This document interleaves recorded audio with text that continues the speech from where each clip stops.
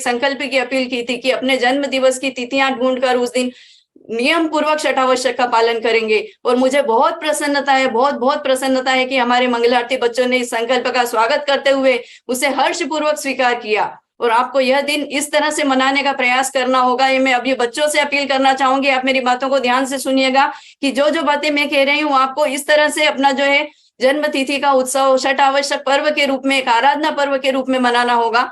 तो आप ध्यान से सुनिएगा और आपको अंतिम में ये हाथ उठाकर घोषणा करना है कि हम ये संकल्प को स्वीकार करते हैं।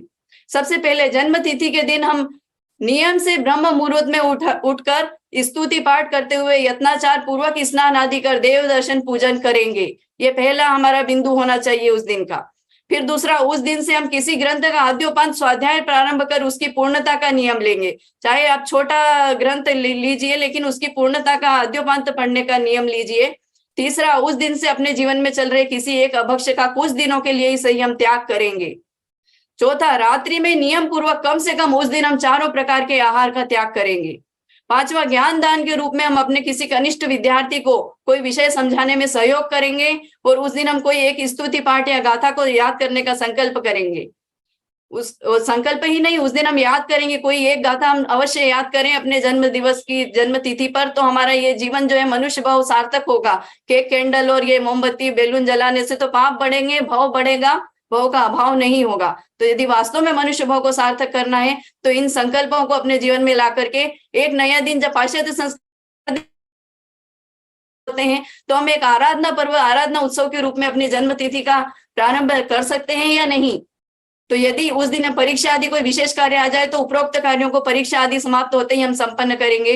तो इस तरह सभी विद्यार्थी गण अपनी शक्ति के अनुसार छोटे छोटे सुधार करने का प्रयास करेंगे। तो आशा है आपने ये मेरे सारी बातों को सुना होगा। तो एक बार हाथ उठाकर इन प्रयासों को करने की घोषणा करिए। हाथ उठाइए, आपको मंजूर है मेरे सारी बातें? बहुत बहुत बहुत बहुत अभिनंदन के पात्र है सारे बच्चे, सारे मंगलार्थी गण। और साथ ही मेरी शाश्वत कन्याओं से भी अपील है कि वो भी इस तरह का प्रयास अपने जीवन में प्रारंभ करें। और यदि मंगलार्थी गण और शाश्वत कन्याएं दोनों इस तरह का पालन करेंगे तो नई हमारी भावी पीढ़ी कितनी सुसंस्कृत होगी। और वास्तव में जीवंत तीर्थ यही होगा। और क्योंकि मंदिर बहुत बन गए लेकिन मंदिर को चलाने वाले तो ये हमारे बालक, नई पीढ़ी है। और इनको यदि हमने सुसंस्कारित कर दिया तो समझ लीजिए हमने अपना जो हमें आचार्यों से जो मिला, हमने उस ऋण को चुका दिया। तो इस तरह से इसके मैं आपको लाभ भी बताती हूँ बच्चों कि आपको अपने परिजनों की जन्म तिथि याद रखने के जरिए 12 महीनों के नाम, उनके क्रम याद रहने लगेंगे। यदि आपका जन्मदिन किसी पर्व या तीर्थंकर के पंच कल्याण के दिन पड़ता है तो आपको भी उनके जैसा बनने का भाव जगेगा।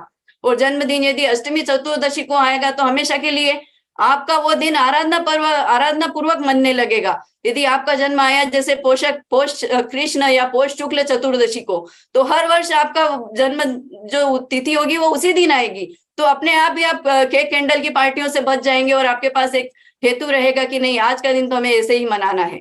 तो इस तरह से आपको धीरे धीरे तारीख वाले जन्मदिन को मनाने में निंदा, गर्हा और आत्मग्लानि का भाव शुरू होगा।